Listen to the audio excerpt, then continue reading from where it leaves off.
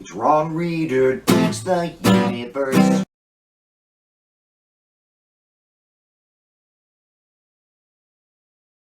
I'm Ron Reader, and this is Ron Reader Digs the Universe. And tonight, ding dong, Pat Robertson's dead. Shortly after the terrorist attacks of September 11, 2001, Pat Robertson had as a guest on his long-running right-wing daily evangelical talk show, The 700 Club, fellow televangelist Jerry Falwell to discuss the tragedy.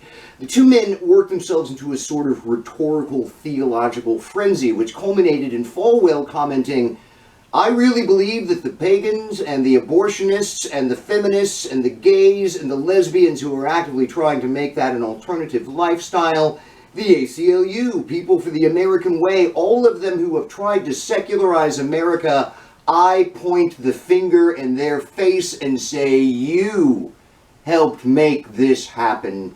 Robertson immediately replied, "I totally concur, and the problem is we have adopted that agenda at the highest levels of government."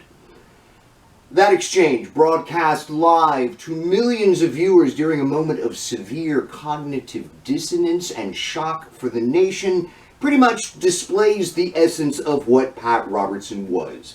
A vile, hateful, bigoted propagandist for Christian nationalism and a key figure in laying the foundation for what would eventually become today's fascist movement. I watched family members consume his televised poison for years as something of a prep school before graduating on to Rush and Fox. Pat Robertson's down-home bumpkin bullshit persona was effective, and he successfully introduced a lot of dark ideation to the American political discourse and culture with his show.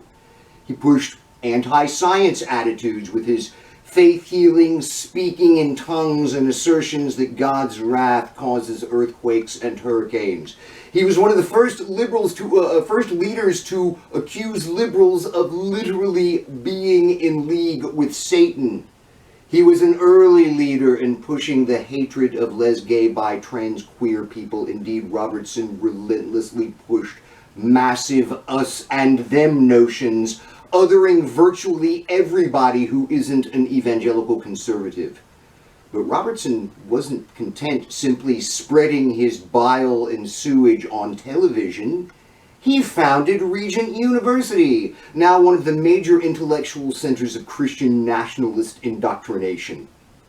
Then he got into politics. Along with Falwell and Jimmy Swaggart, Robertson brought evangelical support to Ronald Reagan's 1980 presidential campaign. In short order, evangelicalism became the Republican Party's official religion, a status which was cemented with Robertson's 1988 presidential run, followed by his founding of the hardcore evangelical lobbying organization, the Christian Coalition. By the early 90s, Pat Robertson had developed real ideological influence among conservatives. But he didn't stop there.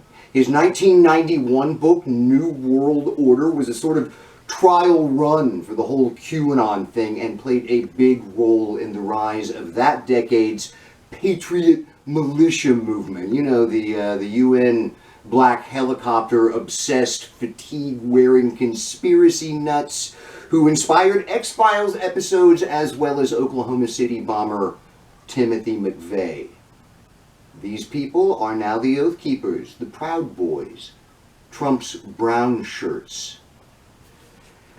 Pat Robertson wasn't simply some grifter on TV, wasn't a Robert Tilton fleecing his followers for personal wealth. He influenced the thinking of millions of conservatives, and people are dead, a lot of them, because of his work. He was one foul son of a bitch. I'm glad he's gone. I'm Ron Reader, and this has been Ron Reader Digs the Universe. Join me, Ron Reader, again next week for another episode of Ron Reader Digs the Universe.